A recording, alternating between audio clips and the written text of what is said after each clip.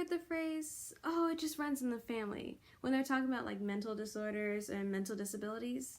But in this case, it's not only true, but it's actually more common than you think. There are so many mental disorders that get passed down through your genetic code way before you were born, and then they resurface later in life.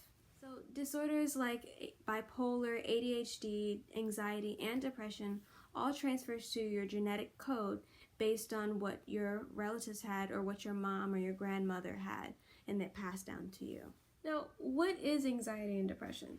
The clinical term for anxiety is intense, excessive, and persistent worry and fear about everyday situations like being irritable or getting tired easily.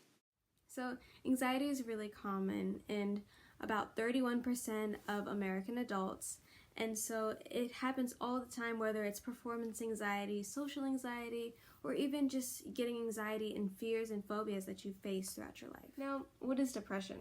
Depression is when you have a persistently depressed mood or loss of interest in your normal activities and really just like a significant impairment in daily life. So depression is found in everyone. There's more than 8%, which is 21 million of Americans have it. And it's like emptiness, sad, anxiousness, hopelessness, irritability, and frustration. So I know how we talked about anxiety and depression are completely different, but let's talk about their similarities and how they correlate.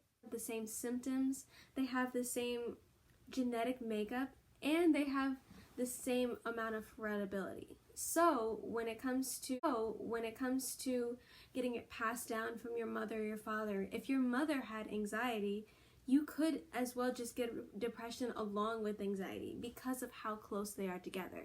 That is what's called comorbidity. The fancy clinical terms for comorbidity is basically the simultaneous presence of two or more diseases or disorders within a patient. So there aren't a lot of studies with just anxiety and depression. It usually involves another symptom or another mental disorder, and so it's hard to find studies like that. But I did find one.